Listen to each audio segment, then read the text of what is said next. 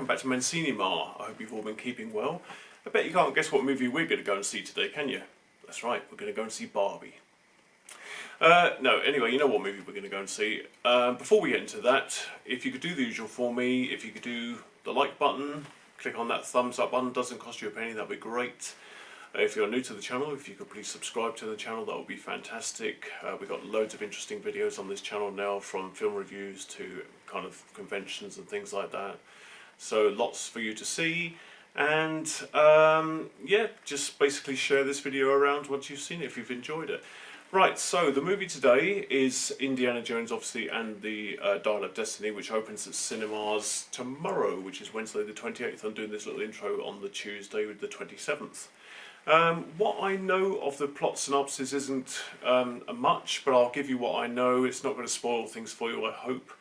I believe the movie starts around in 1969, and Indy's kind of on the verge of retiring. He's finishing up his professorship. You know, he's spent all of his time at the colleges of various universities that he's been over the course of his career, and he's just kind of winding himself down. He's just ready to kind of relax and let everything go, but he doesn't really know what to do with himself.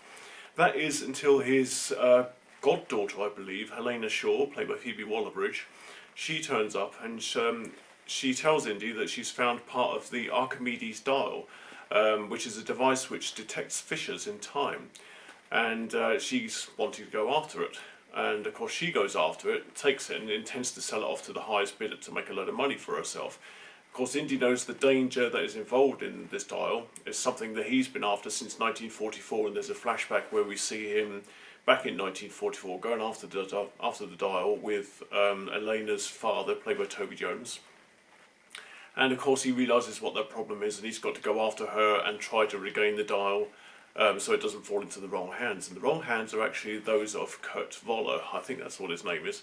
He's played by Mads Mikkelsen, and he's playing a typical indie villain, if you like. And he is an ex-Nazi now working in 1969 for NASA, because that's what happened. A lot of the ex-Nazis came to work for NASA as scientists. And he's obviously got some underlying scheme going on where he wants to dial for his own devices, and it could have catastrophic consequences for the planet and for the world indeed. So that is the basic plot synopsis. Let's go off and see this at the cinema. Of course I'm not going to go to the cinema dressed like this, am I? Leave all this behind.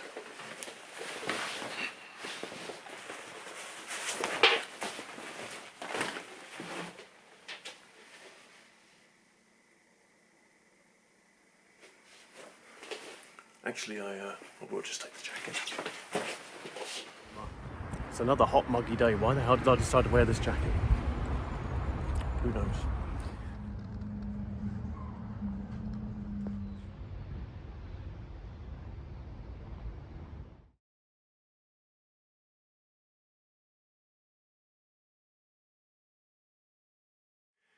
And we are back in the room.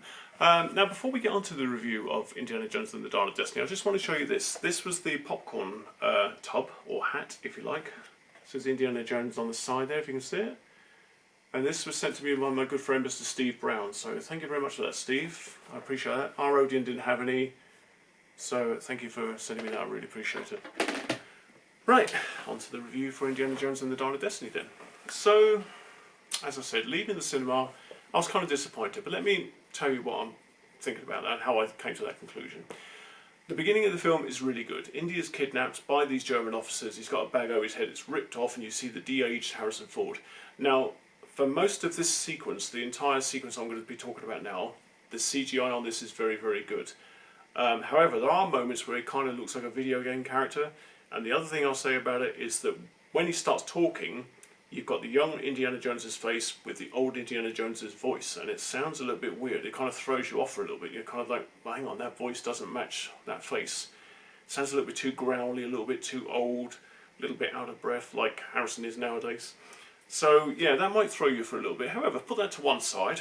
The sequence is really good. He has to rescue, keep forgetting the character's name, Basil Shaw off of the train, and that's Toby Jones. He has to rescue him. And he's looking for the Spear of Longinus. Now that's the Spear of Destiny, the spear that pierced Christ's side. and as is Jürgen Voller. And Jürgen Voller is played by Mads Mikkelsen. He's the main villain of the piece, and he's very, very good in it. So they're both looking for the Spear of Destiny. When they get there, both of them realise it's actually a fake. It was made like only 50 years previous or something like that, so it doesn't date with what they expect the Spear of Destiny to date with. All of the artefacts on the train are heading towards Hitler, so Hitler's collecting all of these odd artefacts and they're all heading towards him. And it's during this moment that Jürgen Voller is knocked out, and Toby Jones discovers that Jürgen's carrying the Dial of Destiny, or the Antikythera as it's known, the Dial of Archimedes. Now, this is a device that can detect fissures in time, so people can move back and forwards in time using this device, as long as it all lines up. There's only one half of it, and the whole rest of the film is about the quest to find the other half, and make sure that the Germans don't get their hands on it so that they can do something really nasty with it. That's, again, I've told you the plot before, but that's basically what I've seen, again, from this film. So the opening sequence, very good, very action-packed, feels very Indiana Jones, and sitting down in my cinema seat, I thought, this is great, this is Indiana Jones, this is what I wanted from, you know, Kingdom of the Crystal Skull, and I'm right back where it should be. However, we go forward then to 1969, we go shoot right forward to the future, and Indy's professor is basically disrespected. He's living in this like one-bedroom flat, and the people downstairs are playing Beatles records very loud, and he goes and bangs on the door and gets moaned at by them. They kind of see him as like an old Grandpa Simpson type character. And then he goes to his work. He's on his last days as a professor in a university, and the students disrespect him. Before, in Raiders, they used to write things like "I love you" on their eyes and be all in awe of him, but now he's older, they're not really paying attention to him. It's a boring subject. They're chewing gum, scribbling on notepads, falling asleep, that kind of thing. So at the end of this sequence, we see that he's retiring, and he's given a carriage clock as a thank you for all the work that he's done within the university. And as he walks across the street, he just hands off to somebody who's really not interested. His life has kind of gone down the pan since Kingdom of the Crystal Skull. There's certain things that you'll pick up. I'm not going to mention them here, but listen very carefully to the dialogue to hear what's happened to certain characters. And yeah, he's just kind of going into a bar and he's getting a drink to drown his sorrows. In walks Helena, played by Phoebe Waller-Bridge. She is his goddaughter. She is the daughter of Basil. And Basil, we don't know what's happened to him. We just hear that he's gone now, so I'm assuming that he's died. I don't think they ever resolve how he died or how he passed away or anything like that, but we just know that he's not around anymore.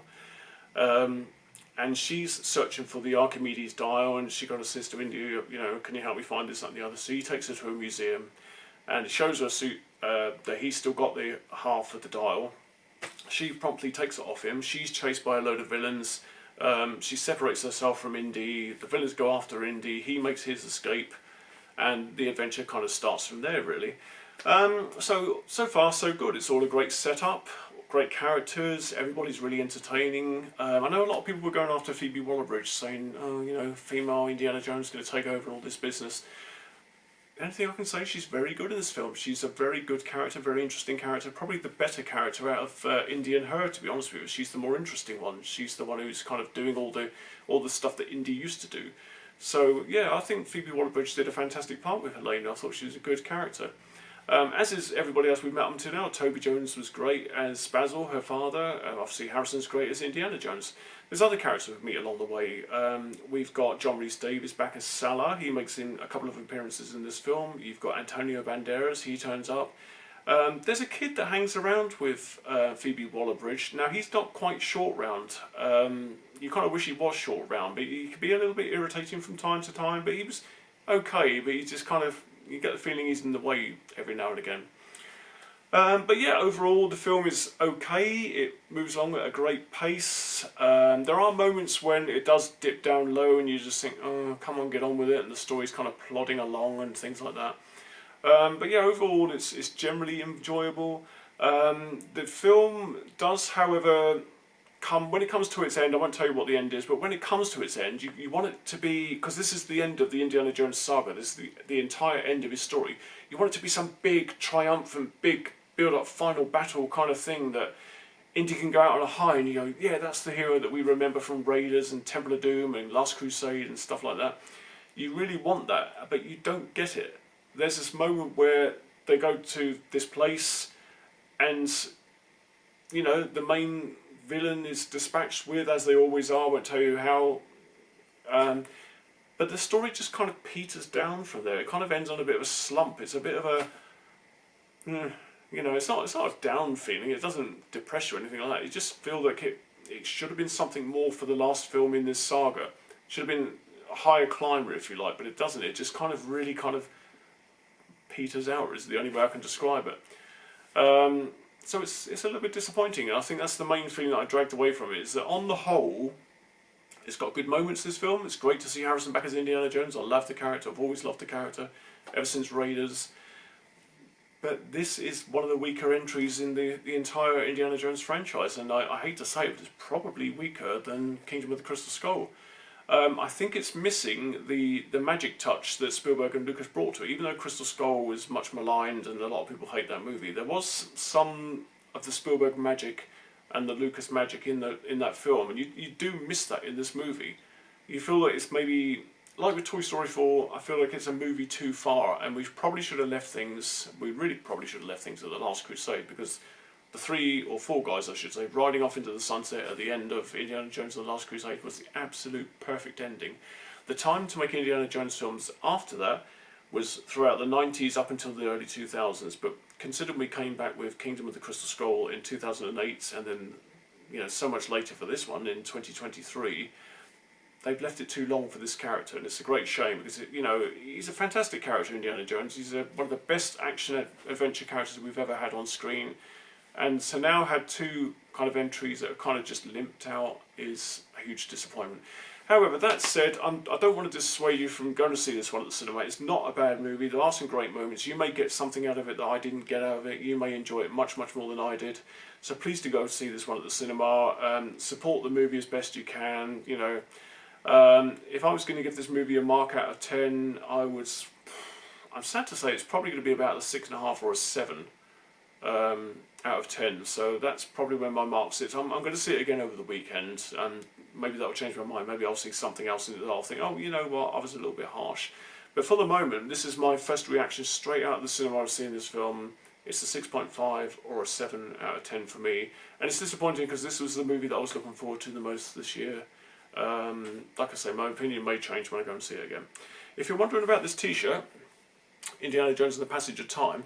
Now, this is a little short film that I was working on. It's actually a short trailer that I was working on back in 2009, and I had a time travel story way back then. And there's a lot of people who've been saying to me, you know, we think your story was pretty good, so maybe I'll chuck I don't know, maybe I'll put a couple of shots up here so you can see what we were doing back then when I was much younger. But in the meantime, thank you for watching this video once again, and thank you for bearing with me. I'm sorry to have a little bit of a downer on this Indiana Jones movie. I did want it to be a lot better than what I saw. Maybe my opinion will change after I see it again over the weekend, but for the moment, if you enjoyed this video, please give the video the thumbs up. I do greatly appreciate it. I know there's that one person who comes along every video and does the thumbs down. I don't know if they don't know which way up the thumb goes, or whether they just enjoy putting it down on all of my videos. You know, that's up to them. Anyway, it goes that way up. If you're a decent person, click on the thumbs up. If you would like to see more of my videos, please subscribe to the channel, or the thumbs up and the subscribing to the channel. It's all free, it doesn't cost you a penny. As long as you've got a YouTube account, you can just click on it and subscribe to the channel. You're all good to go. Hit the notification bell, it'll tell you when I've done another video, and also come and have a chat with me down in the comments. I'd really love to know what you think about Indiana Jones and the Dawn of Destiny. Whether you think it's a great conclusion to the series, or whether you agree with me and think maybe it's a little bit of a downer. The way that the Indiana Jones character goes out on a bit of a whimper rather than a bang. Who knows? Anyway, thank you for watching this. I will speak to you all again very soon. Take care.